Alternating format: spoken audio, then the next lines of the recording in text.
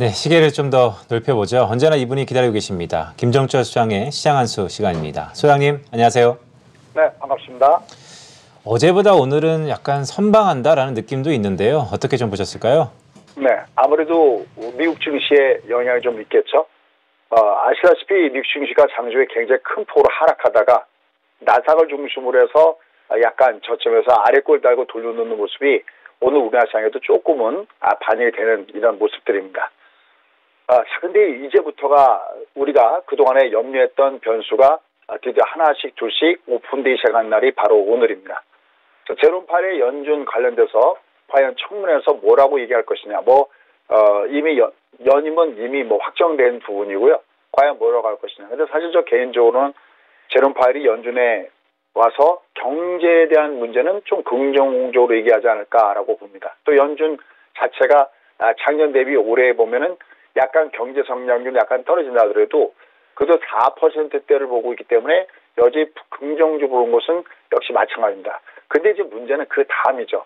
수요가 목요일 날 CPI고 PPI 이 물가지수를 발표가 되는데 이게 만약에 그 시장의 예상대로 너무나 높아져서 위로 발표가 된다 그러면 이건 또 한번 충격을 줄 수 있는 부분이기 때문에 이런 부분들이 가장 우리한테는 두렵게 합니다. 자, 그럼 일단 우리가 이런 관계에서 어떻게 서바이벌 할 것이냐 이 부분을 좀 말씀 좀 드리도록 하겠습니다. 자, 아주 간단한 꿀팁인데요. 한번 보도록 하겠습니다. 자, 주가의 흐름을 보실 때요.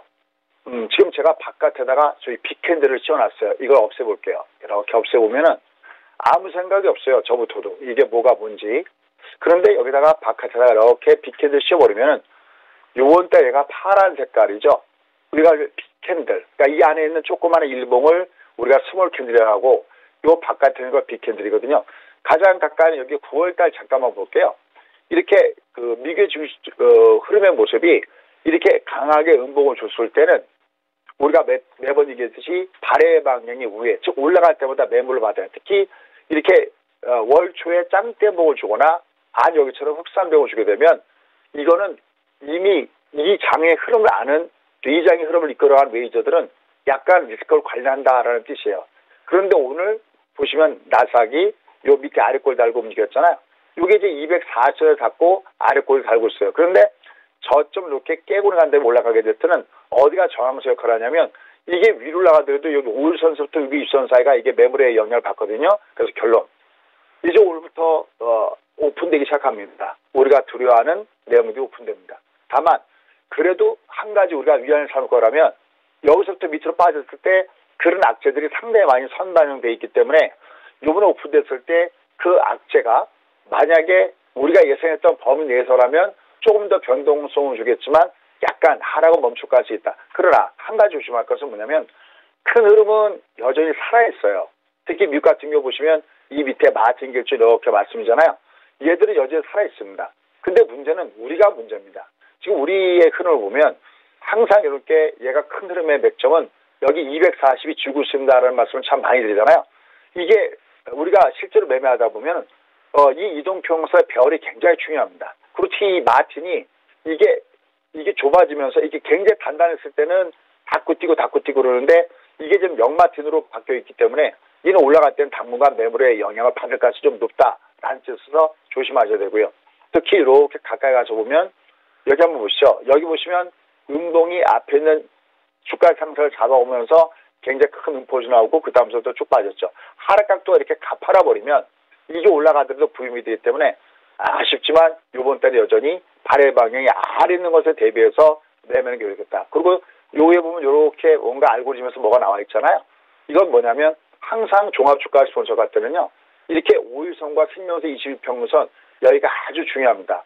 이렇게 둘 다 밑으로 내려갔을 때는 항상 위에서 매물 조화가 필요하다는 것을 염두에 두시기 바랍니다. 그래서 결론적으로 지금 이제 드디어 재료들이 하나씩 오픈될 텐데 이것이 예상의 범위를 돌파할 것이냐 아니냐.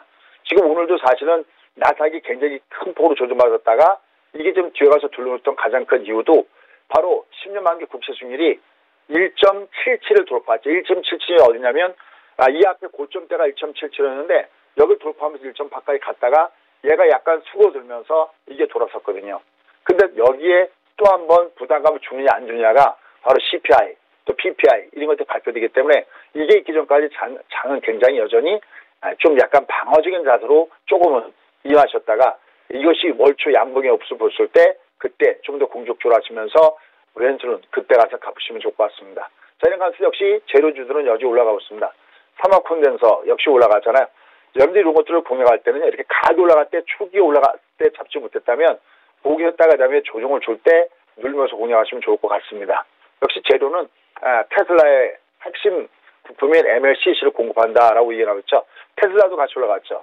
테슬라가 공급망 문제에도 불구하고 지난번에 실적이 굉장히 좋게 나왔는데 과연 지금은 또 어떨까라는 겁니다. 근데 우리도 뭐 실적에 대한 부분이 있습니다. 그래서 결국은 지금은 전체적 금리 문제 때문에 동반해서 같이 빠지는데요. 이제 이 이유에 나타날 건 뭐냐면 종목이 굉장히 차별화가 될 겁니다. 그런 금리 상승을 딛고서 실적이 좋아진 종목은 역시 올라서면서 올라갈 거고요. 그렇지 못한 종목은 내려갈 가능성이 있기 때문에 역시 우리는 계속 실적주에 대해서 포커스를 맞추는 것이 좀 낫겠다라는 판단이고요. 그래서 텔레시스 요새 삼성전자가 대형 M&A기가 계속해서 많이 나오고 있죠. 특히 차량용 반도체 기업이 바로 텔레칩스인데 오늘 이렇게 올라가고 있습니다. 이걸 우리가 양대 음소, 양 볼 때 거래가 많고 음 볼 때 거래가 많아야 되는데 이 앞에 음모 잡아먹고 올라가기 때문에 상당히 의미가 있다라고 보시면 되겠고 역시 밑에 늘목에서 좀 보시면 좋을 것 같습니다.